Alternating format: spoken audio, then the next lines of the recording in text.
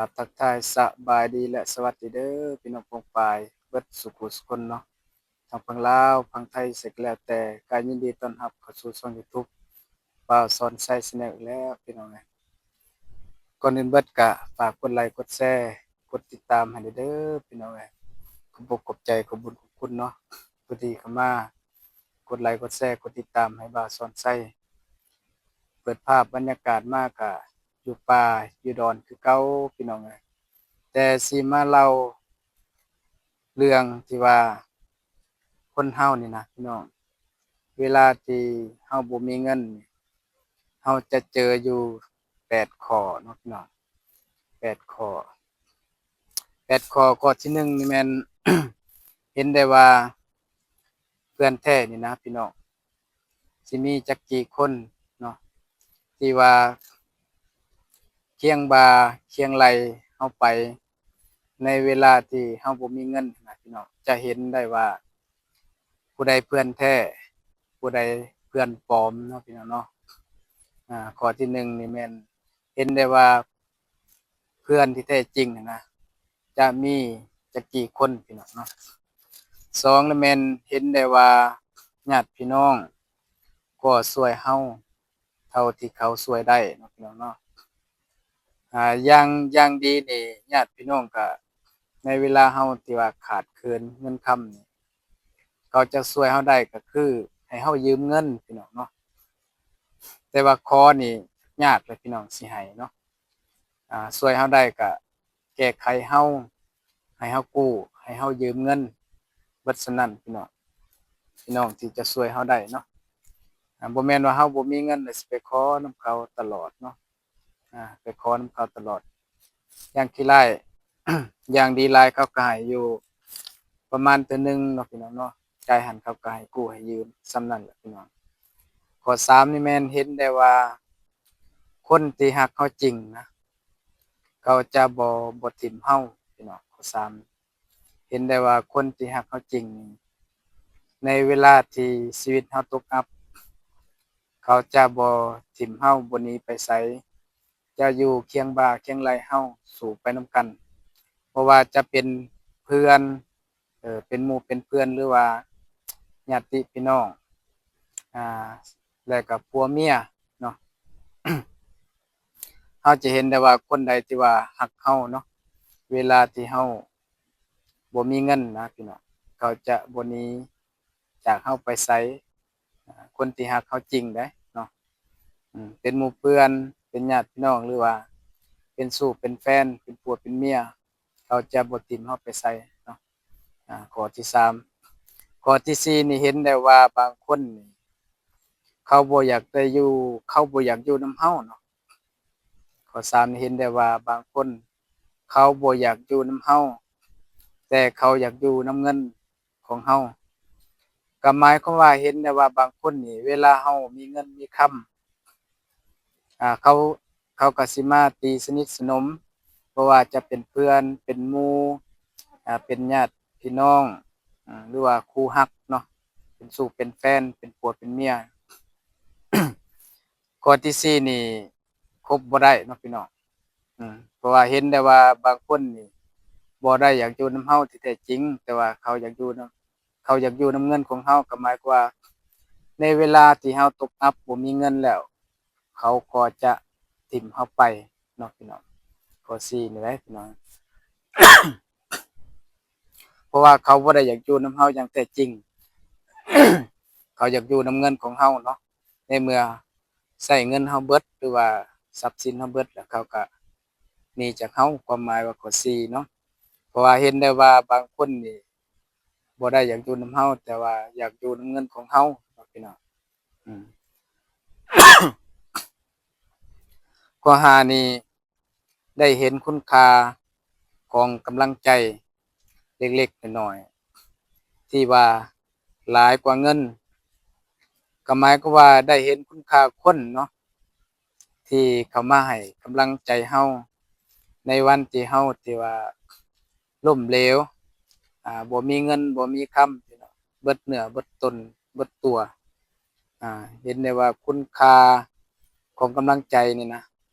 เล็กๆน้อยๆอยู่พี่น้อง แต่ว่ามันหลายกว่าเงินกว่าทองเนาะคำที่ว่าให้กำลังใจกันนี่นะข้อ5นี่เนาะพี่น้อง ข้อ6นี่แม่นเห็นได้ว่าความสุขนี่บ่จำเป็นต้องใช้เงินใช้คำหลายพี่น้องเนาะข้อ5นี่เห็นได้ว่าคุณค่าของความสุขนี่นะบ่จำเป็นต้องใช้เงินใช้คำหลายก็หมายความว่าเฮานี่บ่จำเป็นต้องมีเงินมีคำหลายเนาะถ้าว่าคู่รักนี่มีความ เข้าใจกันเนาะพี่น้องในเวลาสุขก็สุขนำกันในเวลาทุกข์ก็ทุกข์นำกันสู้ซนไปนำกันสู้ชีวิตไปนำกันเนาะเนาะก็มีความสุขบ่จำเป็นต้องใช้เงินใช้คำหลายเพียงแต่ว่าเฮานี่ปรับจิตปรับใจเข้าให้มันถือกันให้มันลงห้อยให้ลงตัวกันเนาะก็ได้เห็นความสุขเนาะที่บ่จำเป็นต้องใช้เงินใช้คำอันนั้นเป็นข้อ6เนาะพี่น้องบัดนี้ข้อ7ได้เห็นว่าตนเองชัดเจนยิ่งขึ้นแท้จริงแล้วว่าตนเองนี่จะเข้มแข็งส่ำใดเนาะเวลาที่เฮาบ่มีเงินและก็บ่มีหมู่บ่มีเพื่อนส่วนหลายนี่เวลาเฮาเบิดเงินนี่จะบ่มีหมู่บ่มีเพื่อนเป็นคนที่ว่าอ้างว้างว้าเหว้ขาดหมู่ขาดเพื่อนเอาไปมาขาดฮอดญาติพี่น้องเนาะพี่น้องเวลาเฮาที่อับจนขาดเงินขาดคำเอ่ยถึงไผเอ่ยถึงหมู่ถึงเพื่อนถึงญาติพี่น้องบางคนก็เวลาเฮาโทรไปยืมเงินยืมคำนี่ก็ตัดสายใส่หมู่เพื่อนก็ตัดสายใส่ยันเฮายืมเงินยืมคำเวลาที่เฮาบ่มีเงินเนาะข้อ7นี่หมายความว่าได้เห็นตนเองชัดเจนขึ้นว่าเฮานี่สิเข้มแข็งส่ำใดเวลาที่เฮาบ่มีเงินบ่มีหมู่บ่มีครูขาดหมู่ขาดครูนี่เฮาจะอยู่คนเดียวได้บ่เนาะพี่น้องจะเห็นตนเองชัดเจนขึ้นว่าเฮานี่สิเข้มแข็งส่ำใดข้อ7นี่เนาะหมายความว่าเป็นบททดสอบตนเองก็ว่าได้อันนี้ข้อ7เนาะพี่น้องข้อ8นี่เห็นได้ว่าเงินนี่บ่แม่นทุกอย่างพี่น้องแต่ว่าจำเป็นต้องมีเงินเพราะว่าทุกอย่างนี่เฮาใช้ชีวิตแต่ละวันนี่ต้องมีเงินจั่งอยู่ได้เนาะพี่น้องบ่ว่าจะในปัจจุบันหรือว่าแต่ใดๆมาคนเฮานี่ก็ต้องเงินนี่ก็ส่ำว่าจำเป็นทุกอย่างเนาะพี่น้องเห็นได้ว่าเงินนี่หมายความว่าบ่เป็นทุกอย่างแต่ว่าถ้าบ่มีเงินแล้วก็บ่เป็นไปตามความคิดเนาะพี่น้องเนาะแท้จริงแล้วข้อ8นี่ก็คือจำเป็นต้องมีเงินถึงว่าเงินนี่บ่เป็นได้ทุกอย่างเนาะคือหมายความว่าบางคนว่าเงินนี่ซื้อชีวิตบ่ได้เนาะบ่าวสอนไส้นี่ว่าซื้อได้เนาะพี่น้องเพราะว่าเวลาเราเจ็บไข้ได้ป่วยถ้าว่าเรามีเงินเราก็ไปโรงหมอไปปัวแต่ว่าซื้อชีวิตบ่ได้เนาะพี่น้องบัดฮอดคันฮอดคราวเราสิตายฮอดมื้อเราสิตายมันก็ตายพี่น้องเนาะสิมีเงินเป็นตื้อเป็นโกฏก็ต้องตายฮอดมื้อเราตายแต่ว่าเงินนี่สามารถซื้อหืดซื้อยาปิ่นปัวเราได้เนาะพี่น้องอันนี้คือความจริง8อย่างพี่น้องในตอนที่เราบ่มีเงินเราจะพบได้ความจริงที่ว่า8อย่างนี้เนาะพี่น้องเดี๋ยวเ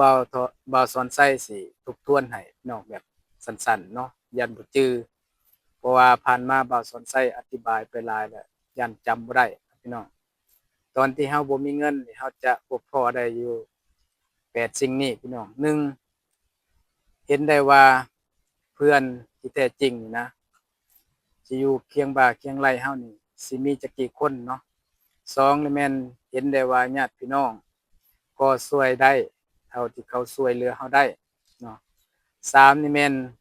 เห็นได้ว่าคนที่ว่ารักเราแท้จริงนะเขาจะบ่หายไปไสในวันที่เราบ่มีเงินเนาะ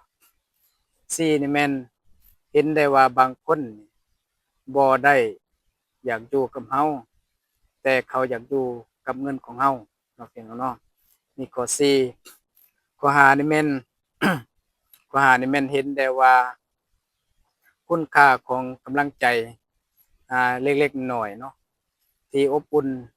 หลายกว่าเงินหลายๆเท่าพี่น้องกำลังใจนี่ก็สำคัญกว่าข้อ6ได้เห็นว่าความสุขนี่นะบ่จำเป็นต้องใช้เงินใช้คำหลายก็มีความสุขได้ถ้าว่าเราเข้าใจกันพี่น้องข้อ7 ได้เห็นตนเองชัดเจนขึ้นว่าที่แท้จริงแล้วเราจะเข้มแข็งส่ำใดในวันที่เราบ่มีเงินบ่มีหมู่บ่มีครูเนาะพี่น้องเนาะข้อ8นี่แม่นเห็นได้ว่าเงินนี่บ่แม่นทุกอย่างพี่น้องเนาะแต่ว่าจำเป็นต้องมีเงินบ่าวสนไส้ก็มาเว้าเนาะพี่น้องเนาะผมมาเว้าอัดเป็นคลิปที่ว่าในเมื่อคนเราบ่มีเงินแล้วจะมี7สิ่งนี้เกิดขึ้นเนาะกับคนเรานี่พี่น้องนะแต่ว่า FC ได้ฟังได้เบิ่งแล้วแม่นความจริงหรือบ่แม่นความจริงก็สามารถคอมเมนต์เข้ามาได้พี่น้องเนาะแนะนำบ่าวสอนไส้ได้สำหรับคลิปนี้ก็เอาภาพบรรยากาศอยู่ป่าอยู่ดอนพี่น้องมาอัดคลิปอยู่ป่าอยู่ดอนคือเก่าพี่น้องมาเล่าเรื่องนี้ให้ FC ได้ฟังถ้าฟังแล้วแม่นความจริงและบ่แม่นความจริงจังใดก็สามารถคอมเมนต์เข้ามาได้พี่น้องสำหรับคลิปนี้บ่าวสอนไส้ก็สิขอจบคลิปไว้ส่ำนี้ก่อนพี่น้องพบกันในคลิปใหม่เนาะสุดท้ายนี้ก็ขอให้พี่น้อง FC ทั้งฝั่งลาวฝั่งไทยที่เข้ามาเบิ่งเข้ามาชมก็ขอให้มีแต่ความสุขความเจริญการรุ่งเรืองซื้อได้ขายหมานร่ำๆรวยๆมีความสุขความเจริญเนาะมีสุขภาพแข็งแรงเนาะสุดท้ายนี้ก็กล่าวว่าสบายดีและสวัสดีเด้อพี่น้อง